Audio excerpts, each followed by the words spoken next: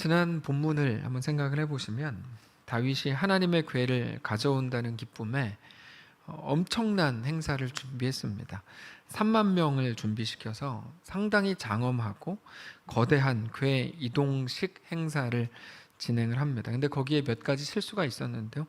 사실 실수라기보다는 그저 궤를 옮긴다는 기쁨과 그리고 거대하게 행사를 하고 싶다는 생각 때문에 주의하지 않아서 생겨난 일이었죠.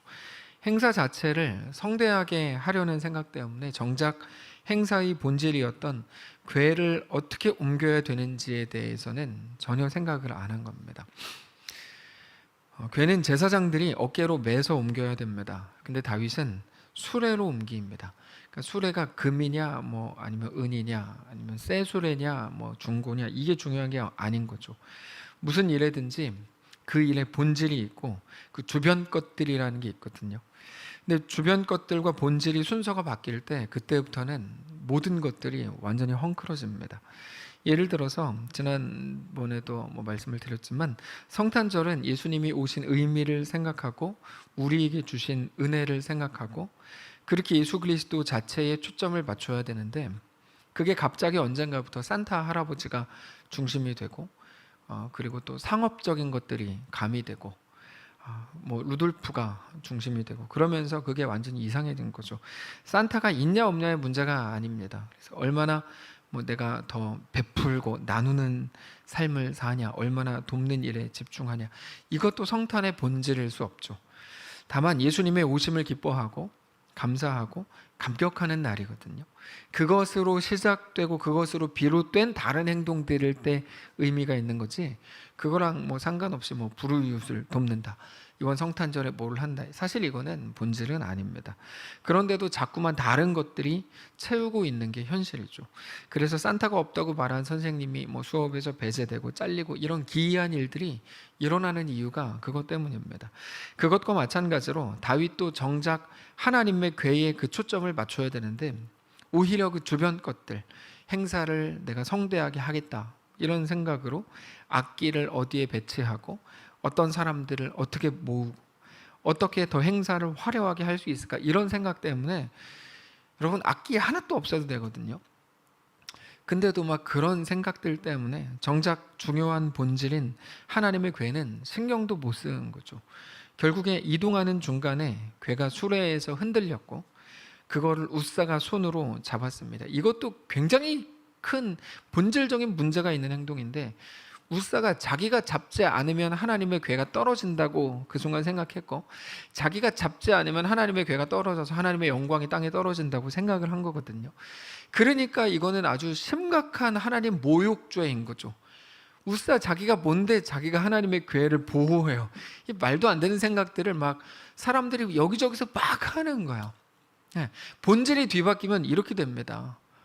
그렇게 됩니다. 내가 하나님을 보필하지 않으면 하나님의 영광이 땅에 떨어질 것 같고 그렇게 되는 거죠.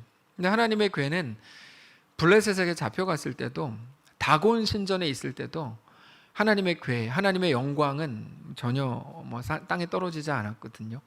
오히려 다곤의 몸뚱아리를 다 부셔버렸죠.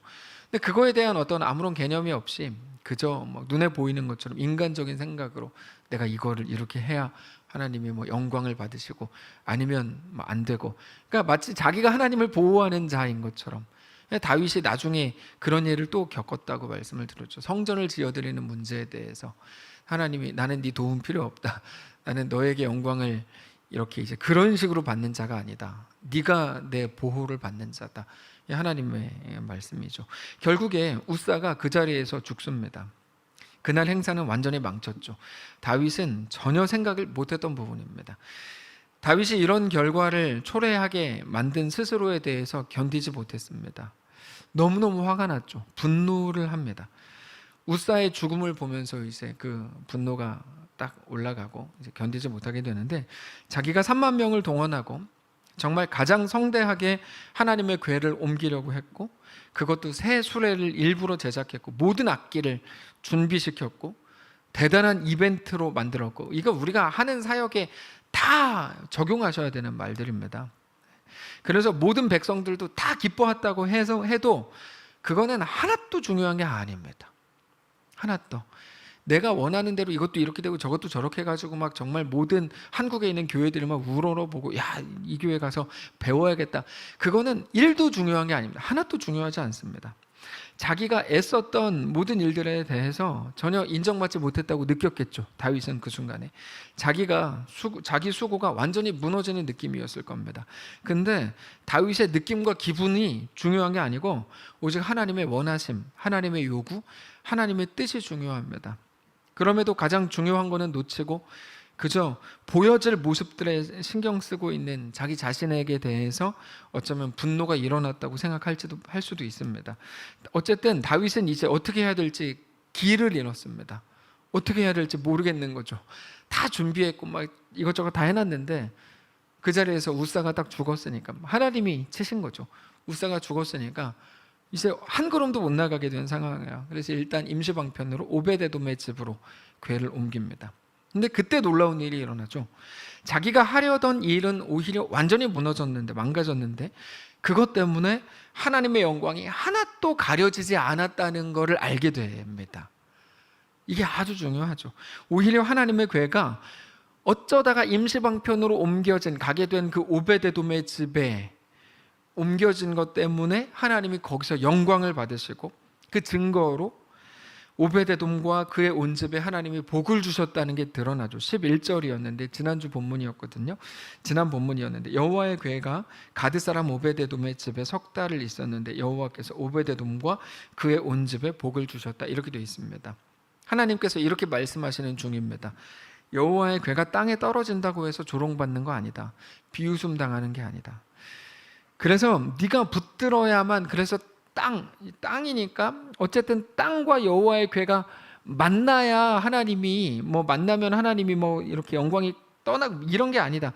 그게 아니고 오히려 네가 붙들어 주어야 하나님이 영광을 잃어버리지 않을 수 있다고 생각하는 너의 생각에 하나님을 조롱하고 있는 거다. 이런 말이죠. 네가 붙들어야 하나님의 영광이 땅에 떨어지지 않는다고 생각하는 너의 생각이야말로 하나님을 조롱하고 있는 거다. 이런 말이에요.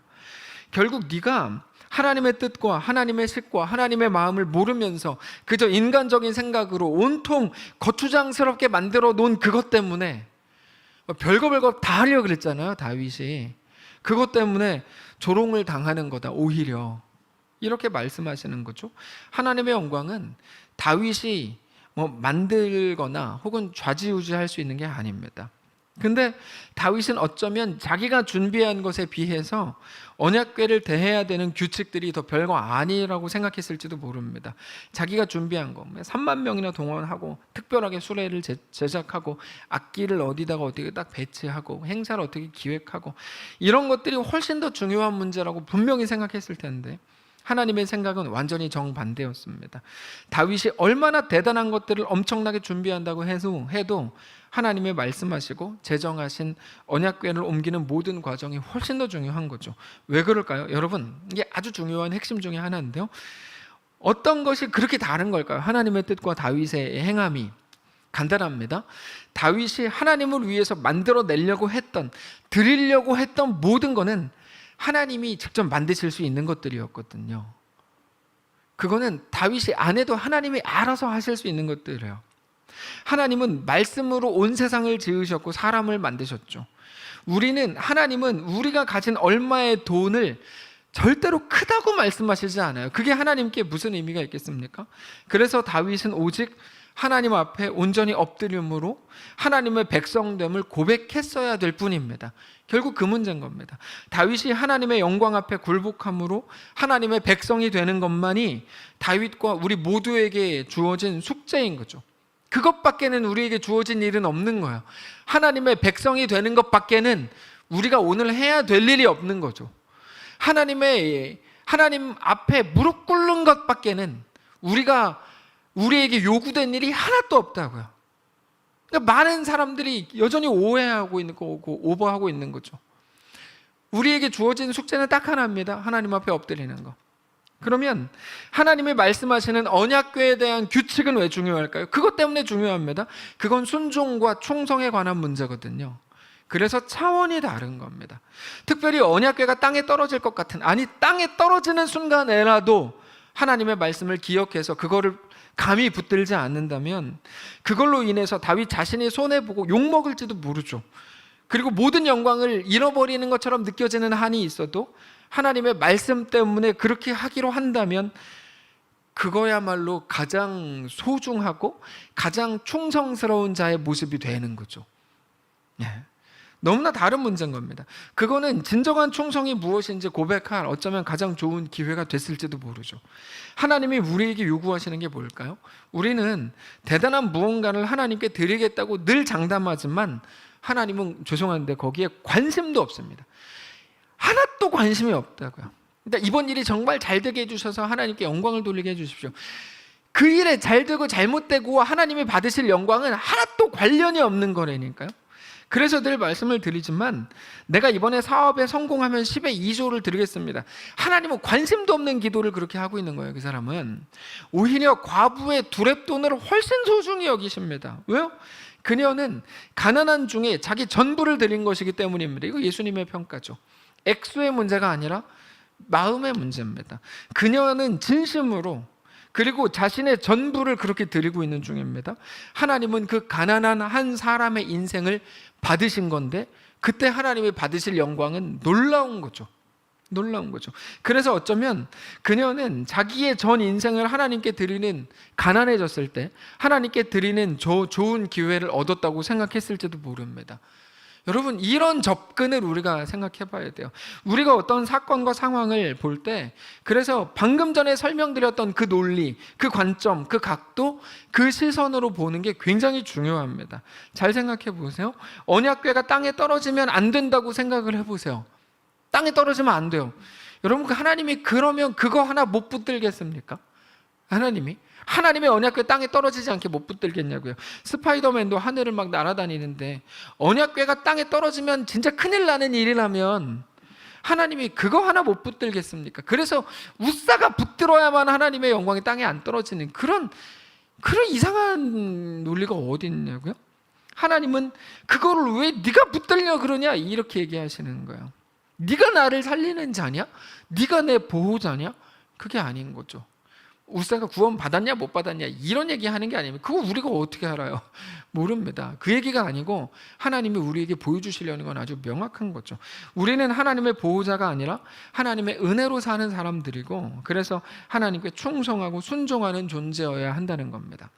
우리가 우리의 삶을 살아가다 보면 그럼에도 그런 함정에 빠질 때가 굉장히 많습니다. 그 사람은 정말로 그게 제일 중요한 문제라고 생각하나 봐요. 그게 아마도. 그래서 자기는 그 일을 위해 최선을 다했고 그거를 위해서 막 용기를 내서 싸웠고 그거를 반드시 이루려고 하는 거예요. 제일 중요한 문제라고 생각하는 게 분명해요. 그래서 하여튼 별거 다 하죠. 근데 하나님은 그렇지 않다고 하시는 겁니다. 우리 막 목숨을 걸고 지금 이 땅에서 일어나는 일들에 대해서 막 목숨을 걸고 막 이렇게 하는 거 있잖아요. 우리가 정말 제일 중요하다고 생각하나 보죠? 그러니까 그렇게까지 하죠? 근데 하나님은 그 제일 중요한 문제는 아니야 이렇게 말씀하시는 일들이 너무 많은 거죠. 너무. 그래서 가장 잘못하는 게 뭐냐면 성도들이 말하는 것 중에 이게 틀린 말이에요. 내가 언제 틀린 말 했어요? 다 옳잖아요. 이게 하나님 앞에서 제일 틀린 말이라니까요. 이게 제일 틀린 말이에요. 왜 그러냐면 옳음은 언제나 하나님께 있습니다. 그래서 하나님은 우리에게 옳고 그름을 따지시지 않아요. 하나님은 옳고 그름을 따지시지 않아요. 하나님은 딱 하나 물으십니다. 하나님이 너의 주인이냐? 그거 하나 물으십니다. 근데 매일 그냥 옳고 그름 문제로 그냥 매일 가는 거예요. 그러니까 하나님이랑 대화가 안 되는 거죠. 대화가 안 되는 거야. 너 지금 무슨 소리 하냐? 이렇게 되는 겁니다. 하나님 나라는 옳음으로 꽉 찬 나라가 아니고 하나님의 다스리심으로 꽉 찬 나라라니까요. 하나님의 백성이라고 하는 거는 우리가 하나님 말씀 앞에 엎드리고 그래서 요즘 늘 말씀을 드리는 것처럼 자기를 부인하고 자기 십자가를 지고 주를 따르는 것이 우리에게 요구된 하나님 나라죠. 그러니까 아무리 생각해도 내가 옳은데 그래서 당신이 틀린 겁니다. 그래서 당신이 틀렸다고요. 아무리 생각해도 내가 옳죠. 틀린 게 없잖아요. 신앙에서 가장 틀린 말이 그 말이에요. 가장 틀린 말이에요. 옳고 그름이 아니고 하나님은 충성과 순종을 말씀하시는 거고 자기 부인과 죽음을 말씀하시는 것이기 때문입니다. 좋은 교회를 만들고 싶으시죠. 좋은 교회를 만드는 방법은 좋은 정부를 만드는 것과는 차원이 다른 겁니다. 교회는 내가 죽는 거, 내가 내 자신을 부정하는 교회가 제일 좋은 교회입니다. 조행교회는 뭐 시스템이 어떻고 뭐 상황이 어떻고 뭐 에어컨이 뭐 어떻게 나오고 뭐 차가 어떻고 이게 좋은 교회가 아니고 단순해요. 좋은 교회는 내가 죽는 교회가 제일 좋은 교회니까요. 말씀을 온전히 알게 되시기를 바랍니다. 그리고 이제 온전한 성도로 서십시오. 그 가장 강력한 증거가 11절입니다. 읽지도 않고 써달라고도 안 했는데 자꾸 11절 읽어서 죄송한데요, 11절 성경 가지고 계신 분들은 예배도 오면서 성경도 그냥 안 갖고 계시는 분이 계시면 말이 안 되시면 소파에 앉아 계신 분들 성경을 찾으세요. 성경 찾으시라고. 11절 보세요. 여호와의 궤가 가드 사람 오베데돔의 집에 석 달을 있었는데 여호와께서 오베데돔과 그의 온 집에 복을 주시니라, 이렇게 되어 있죠. 네. 하나님의 뜻은 우리 뜻과 다르다는 겁니다. 오직 하나님의 뜻이 하나님이 우리의 왕이시라는 거죠. 그겁니다. 자, 오늘 본문을 가보면 다윗이 드디어 그 이야기를 듣게 돼요. 12절에 어떤 사람이 다윗 왕에게 아뢰어 이르되 여호와께서 하나님의 궤로 말미암아 오베데돔의 집과 그의 모든 소유에 복을 주셨다 한 이야기를 들었죠. 이제 들었습니다. 다윗은 지금 그때 어떤 상황이었냐면 자기가 실수한 것도 있고 자기 연약함 때문에 너무 부끄럽고 하나님께 죄스럽고 사람들에게도 얼굴을 들기 힘든 그런 상황이었을 겁니다. 분명히. 그런 상황에서 누군가가 와서 다윗에게 하나님의 마음이 어디 있는지를 말해준 거예요. 다윗은 그때 많은 생각했겠죠. 무릎을 딱 쳤겠죠. 아, 이거구나. 하나님이 원하시는 게 뭔지 아주 조금은 알 수 있었을 것 같았을 겁니다.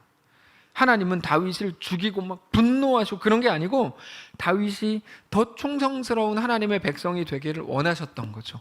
그냥 그겁니다. 그래서 다윗은 무릎을 딱 친 후에 그 길로 오베데돔의 집으로 달려갑니다. 다윗이 가서 하나님의 궤를 기쁨으로 메고, 저기서 다윗이 하나님의 궤를 맨 건 아닙니다. 다윗은 하나님의 궤를 맬 수가 없어요. 제사장만 매야 되거든요. 그러니까 다윗이 6명, 정확히 말하면 다윗 포함해서 8명이서 뛰어갑니다. 그리고는 그 궤를 메고 오베데돔의 집에서 다윗 성으로 옮기죠. 13절 여호와의 궤를 맨 사람들이 6걸음을 가매 다윗이 소와 살찐 송아지로 제사를 드렸다. 6걸음을 가고 뭐 그렇게 하고 삼보일배하는 것처럼 그렇게 한 게 아니고 6걸음을 가 보니까 아무 하나님께서 분노하시거나 그러지 않죠. 그러니까 제사를 드리고 이제 끝까지 갑니다. 다윗이 가서 궤를 다윗성으로 어떻게 옮겨야 되는지, 하나님이 무엇을 원하시는지 확실히 알았죠. 그래서 제사장 몇 사람을 데리고 오베데돔의 집으로 가서 언약궤를 이제 가지고 오는데, 그때 갔던 사람들 이름이 다 기록이 되어 있어요. 역대상 15장에 보면 이름이 이제 나오는데 15장 11절에 다윗이 제사장 사독과 아비아다를 부르고 레위 사람 우리엘과 아사야와 요엘과 스마야와 엘리엘과 암미나답을 불러서 그들에게 이르되 너희는 레위 사람의 지도자이니 너희와 너희 형제는 몸을 성결하게 하고 내가 마련한 곳으로 이스라엘의 하나님 여호와의 궤를 메어 올리라. 완전히 다윗이 정신을 차린 거죠. 정신을 차린 거예요. 13절 전에는 너희가 매지 아니하였으므로 우리 하나님 여호와께서 우리를 찢으셨으니, 뭘 너희가 매지 않아요. 자기가 그렇게 다윗이 했지. 이는 우리가 규례대로 그에게 구하지 아니하였음이라. 다 나옵니다. 설명이 14절 이에 제사장들과 레위 사람들이 이스라엘 하나님 여호와의 궤를 메고 올라가려 하여 몸을 성결하게 하고 모세가 여호와의 말씀을 따라 명령한 대로 레위 자손이 채에 하나님의 궤를 꿰어 어깨에 매니라. 다윗은 제사장들에게 어깨에 이제 메고 6걸음 가보게 한 다음에 이제 하나님께 예배하고 다윗성까지 옮깁니다. 다윗은 너무 기뻤죠. 하나님의 마음이 무엇인지 이제야 알았고, 그래서 자기가 하나님의 뜻대로 행할 수 있었다는 게 너무 행복했습니다. 사실 자기 계획이 그때가 어떤 순간이냐면, 이게 재밌는 부분인데요, 그 순간에 너무 행복했는데 그 순간은 자기 계획이 다 깨진 순간이죠. 자기 계획이 다 깨진 순간인데 다윗은 지금 가장 행복해요. 얼마 전에 다윗의 생각으로 보면 오늘 본문에 나오는 이런 이동은 초라해도 너무 초라한 거예요. 3만 명 동원했는데 오늘 본문 보면 고작 8명이 가가지고 데리고 오는 거니까 이거 비교할 수 없이 초라해진 거죠. 근데 자기의 오름이 진짜 오름이 아니고 하나님의 뜻, 하나님의 붙드심이 영원한 오름이라는 것을 깨닫는 순간이죠. 복되고 놀라운 거죠. 다윗은 기쁨을 주체할 수 없었습니다. 힘을 다해서 춤을 춥니다. 오늘 본문 14절 보시면 다윗이 여호와 앞에서 힘을 다하여 춤을 추는데 그때 다윗이 배 에봇을 입었더라. 어떻게 춤을 춰야 힘을 다해서 추는 건지는 모르겠는데 하여튼 힘을 다해서 춤을 췄다 이렇게 돼 있죠. 하나님 앞에 다윗이 춤을 추는데 무슨 옷을 입었습니까? 배 에봇을 입었죠. 배 에봇은 원래 제사장들이 직무를 할 때 입는 옷입니다. 직무를 감당할 때 입는 옷. 소매가 없이 엉덩이까지 내려오는 겉옷인데 그거는 다윗이 제사장이기 때문에 입은 건 아닙니다. 그날의 그 사역이 제사장들이 할 수 있는 사역이기 때문에 마음으로 동참함으로 이제 배옷을 입은 건데 다윗은 이제 철저하게 하나님 말씀에 따르기로 한 거죠. 여기 보면 다윗의 기획은 하나도 없어요. 하나님의 이끄심 앞에 순종하는 것밖에는 나오지 않아요. 이게 다윗의 바뀐 모습이죠. 거기에는 어떤 이의도 제기하지 않습니다. 순종하기로 결정했기 때문이죠. 여러분, 이게 놀라운 메시지인 거예요. 이제 비로소 다윗과 온 이스라엘 족속이 환호하면서 나팔을 불고 하나님의 궤를 다윗성으로 옮기는데 성공합니다. 15절 다윗과 온 이스라엘 족속이 즐거이 환호하며 나팔을 불고 여호와의 궤를 메어왔다. 여기까지가 오늘 본문입니다. 자, 정리를 해보십시다. 다윗이 원래 꿈꾸던 일이었습니다. 어떤 일이죠? 하나님의 궤를 다윗성까지 옮기는 그 일, 다윗이 꿈꾸던 거였어요. 언약궤가 다윗성으로 들어오는 것을 통해서 하나님이 기뻐하고, 그러면 모든 백성은 즐거워하고 환호하고 나팔을 불고 하나님의 영광에 그렇게 동참하게 되는 거죠. 그 일이 드디어 이루어집니다. 근데 이루어지는 모든 과정은 다윗이 생각했던 것과 완전히 달랐습니다. 특별히 모든 일의 스케일이 완전히 작아졌어요. 행사에 동원된 사람의 숫자부터 모든 행사 자체가 이건 비교할 수 없을 만큼 너무 초라해졌어요. 비교가 안 돼요. 근데 그 숫자, 그게 중요한 게 아니죠. 행사의 크기도 중요하지 않습니다. 하나님이 원하시고 요구하시는 건 그런 거랑 관련이 없습니다. 그러면 뭘까요? 다윗이 비로소 하나님 앞에 엎드리고 충성하는 자가 됐다는 게 중요할 뿐이죠. 하나님은 다윗을 얻고 싶으셨던 겁니다. 본문에서의 다윗만이 아니라 우리의 사역과 우리의 모든 삶이 여러분 하나하나가 다 마찬가지입니다. 다 마찬가지라고. 우리는 우리의 생각을 주장하는데 모든 에너지를 다 쏟습니다. 하나님께건 교회에건 주변 사람들에게건.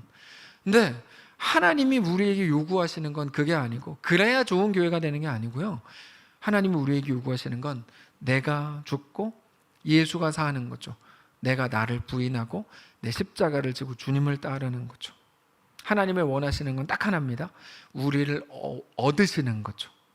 하나님은 우리를 얻으시기 위해서 그 아들 독생자까지도 우리를 위해 내어주실 작정이셨고, 그렇게 실제로 우리를 위해 아들을 내어주심으로 우리를 얻으셨습니다. 우리를 얻으시기 위해 아들까지 내어주신 하나님의 의지가 얼마나 강력할까요?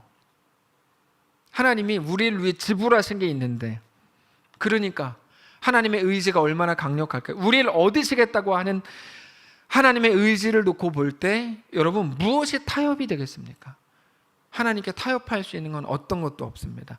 어떤 권세도, 어떤 우리의 연약함도, 심지어 어떤 죄도 하나님께 타협이 되지 않습니다. 그래서 됐다, 내가 너 버린다, 이게 안 된다니까요. 하나님께는 이게 하나님과 우리 사이에 있는 놀라운 끈이에요.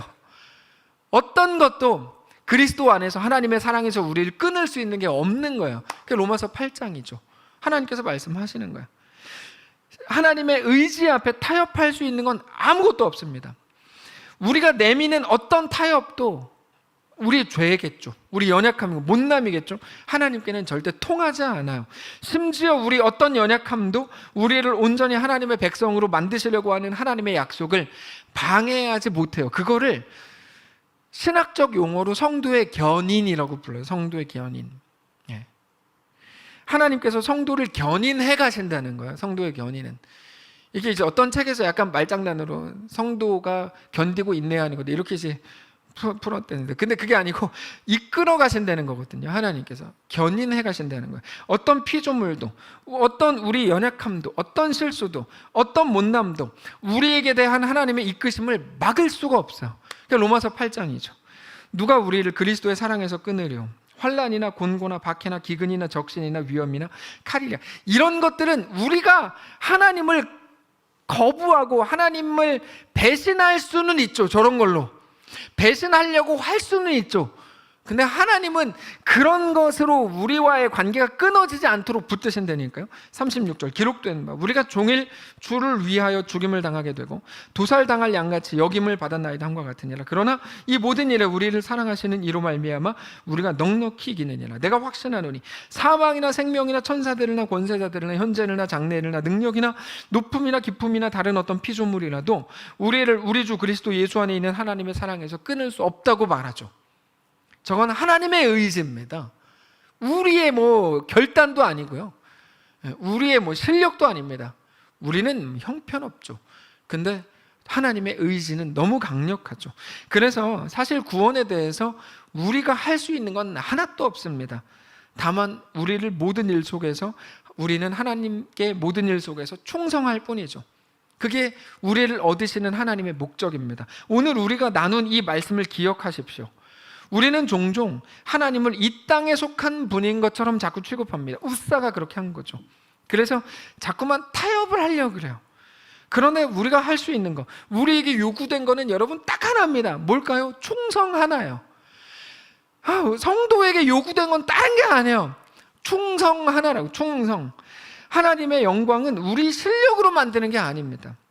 우리가 오늘 하나님의 백성이 되는 거, 자기를 부인하고 자기 십자가를 지고 주를 따르는 거, 그게 하나님이 우리를 얻으시는 거고 하나님이 가장 놀랍게 영광 받으시는 일입니다. 그래서 우리는 이제 하나님을 의식해야 돼요. 하나님의 마음을 살피고 하나님의 일하시는 그곳에 우리 자신을 온전히 내어 맡기고 우리 자신의 초점을 주님께 맞춰야 되는 거죠. 그게 충성이에요. 예전에 했던 제자반 수업 중에 이런 문장이 있습니다. 잘못된 질문은 잘못된 답을 얻는다. 이런 문장이 있었습니다. 근데 잘못된 질문이라는 게 뭐냐면 거기서 말한 잘못된 질문, 성도들이 많이 하는 질문입니다. 내 인생을 향한 하나님의 뜻은 뭡니까? 이거 가장 잘못된 질문이다. 이렇게 말하죠. 그 책에서는. 내 인생을 향한 하나님의 뜻이 뭡니까? 질문을 바꾸라고 얘기해요. 뭐라고 바꿔야 되냐면 내 인생을 향한을 빼라고 나와요. 내 인생을 향한을 빼라. 그냥 하나님의 뜻은 뭡니까? 라고 묻고 네 인생을 거기에 맞춰라 이렇게 말하거든요. 근데 내 인생을 향한 하나님의 뜻이라고 할 때 그 중심축이 내 인생에 있어. 그래서 계속 틀리는 거예요. 계속 틀리는 거예요. 그게 아니죠. 하나님의 뜻은 무엇입니까?를 묻고 내 인생을 거기 맞춰야 되거든요. 굉장히 중요한 차이입니다. 우리의 삶의 중심축은 언제나 내 인생이 아니라 하나님께 있어야 됩니다. 그래서 하나님의 뜻은 무엇입니까가 올바른 질문입니다. 그리고 나서 그렇게 알게 된 하나님의 뜻에 내 자신을 맞추는 거죠. 그렇게 우리 인생, 우리 주도권을 내가 잡는 게 아니고 하나님이 잡으시도록 주님께 내어드리시기를 바랍니다. 우리 주님은 내 인생을 도우시는 분이 아닙니다. 이 세상의 주관자이시고 이 세상을 주님의 뜻과 거룩한 섭리 가운데 이끄시는 분입니다. 그러면 우리가 주님의 뜻을 발견하고 우리 삶을 주님께 맞추는 거죠. 그걸 보고 충성이라고 부르는 거예요. 충성이라고. 자, 말씀을 정리하겠습니다. 우리 하나님께서는 우리에게 대한 놀라운 계획을 가지십니다. 그거는 우리 아이를 서울대 보내는 계획이 아닙니다. 내 병든 몸을 낫게 해주겠다고 하는 그런 약속도 아닙니다. 그거는 여러분 놀라운 계획이 아닙니다. 하나님이 우리에게 대해 가지신 놀라운 계획은 딱 하나입니다. 우리를 하나님의 자녀, 하나님의 백성으로 세우고야 말겠다라고 하는 계획입니다. 단지 계획이 아니라 약속입니다. 그래서 하나님의 그 계획이 바뀌지 않습니다. 아들 예수님을 우리를 위해 내어주시면서 가장 강력한 담보물로 주신 겁니다. 약속에 대한 보증서가 예수 그리스도입니다. 그게 성도의 견인입니다. 우리를 가장 완전한 길, 하나님의 백성으로 이끄시겠다는 거죠. 우리의 어떤 연약함, 어떤 부족함, 어떤 못남을 아시면서도 그렇게 행하시겠다는 겁니다. 그분이 우리 삶을 주관하시는 하나님이신 것을 오늘 믿으시기를 바랍니다. 우리에게 대한 하나님의 계획이 무엇인지 아셔야 됩니다. 우리 삶을 주관하신다는 말이 어떤 의미입니까? 그렇게 이끄시고 다스리신다는 말이고, 우리 삶의 모든 이끄심은 세상을 더 좋게 하는 것을 목적으로 하지 않고 우리를 얻으시는 것을 목적으로 하신다는 것을 생각하셔야 됩니다. 그게 약속입니다. 오늘 넘어지셨어요?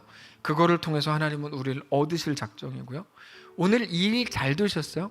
그거를 통해서 하나님은 우리를 얻으시기를 원하시는 거죠. 그게 약속이니까. 그러므로 사랑하는 성도 여러분, 오늘 하나님의 그 완전한 약속을 꼭 붙드시기를 바랍니다. 제발 다른 거 그냥 억지로 만들어가지고 그냥 그거 붙들지 마시고 말씀드린 오늘의 그 약속을 붙드십시오. 우리 오름에 우리 시선을 묶어두지 마십시오. 우리가 생각하는 좋은 방식, 우리의 모든 오름대로 일이 진행된다고 해서 우리 삶이 정말 좋아질 거는 하나도 없습니다. 하나도 없어요. 하나님 나라는 그렇게 세워지는 게 아닙니다. 오직 내가 하나님의 백성이 되는 문제입니다. 내가 내 자신을 부인하고 십자가를 지는 문제입니다. 상황과 본질을 헷갈리시면 안 됩니다. 하나님은 모든 사건과 상황을 통해서 우리를 얻으시기를 원하십니다. 다만 우리의 시선이 이 땅에 속한 시선으로 머물게 그렇게 두지 마시고 하나님의 가장 확실한 약속을 믿음으로 붙드셔서 어떤 상황, 어떤 환경 속에서도 가장 신실하게 우리 주님을 바라보고 주님이 이끄시는 완전한 길로 순종하면서 걸어 들어가는, 그렇게 자기를 제발 부인하고 자기 십자가를 지고 주를 따르는 거룩한 성도들 되시기를 바랍니다. 찬양합시다. 오직 주의 사랑에 매여 내 영 기뻐 노래합니다. 내 영혼 즐거이 주 따르렵니다. 내 삶 주께 드립니다. 함께 찬양합시다. 오직 주의 사랑에 매여 내 영 기뻐 노래합니다. 이 소망의 언덕 기쁨의 땅에서 주께 사랑드립니다. 오직 주의 임재 안에 갇혀, 오직 주의 임재 안에 갇혀 내 영 기뻐 찬양합니다. 이 소명의 언덕 거룩한 땅에서 주께 경배드립니다. 주께서 주신 모든 은혜 나는 말할 수 없네. 내 영혼 즐거이 주 따르렵니다. 주께 내 삶 후렴 다시 한번 합시다. 주께서 주신 모든 은혜, 주께서 주신 모든 은혜 나는 말할 수 없네. 나는 말할 수 없네. 내 영혼 즐거이 주 따르렵니다. 우리 눈 감고 고백합시다. 주께서 주신 모든 은혜, 주께서 주신 모든 은혜 나는 말할 수 없네. 나는 말할 수 없네. 내 영혼 즐거이 주 따르렵니다. 주 따르렵니다. 내 삶 주께 드립니다. 하나님, 결국 오늘 우리에게 요구된 것이 어떤 것인지 말씀을 통해 다시 한번 깨닫습니다. 처음은 아닙니다. 여러 번 깨달았는데 상황 때문에, 내 감정과 자존심 때문에 무너지고 또 내 오름 때문에 다시 무너뜨리고 그랬던 하나님의 약속을 오늘 다시 붙들길 원합니다. 하나님의 자녀 되길 원합니다. 주의 백성 되길 원합니다. 하나님이 이끄시기를 원하는데 하나님의 이끄심에 온전히 굴복하는 자 되기를 원합니다. 그 어떤 것도 우리에게 대한 하나님의 놀라운 사랑을 끊을 수 없음을 우리가 말씀을 통해 다시 한번 확인했습니다. 하나님의 그 약속 오늘 붙들기를 원합니다. 내 연약함에 실망하지 않기를 원합니다. 내 죄성에 오늘도 무너지지 않기를 원합니다. 내 못남 때문에 나에게 대한 하나님의 약속까지 흐려지는 거 아니야? 하나님, 그 불신앙이 우리 속에 사라지기를 원합니다.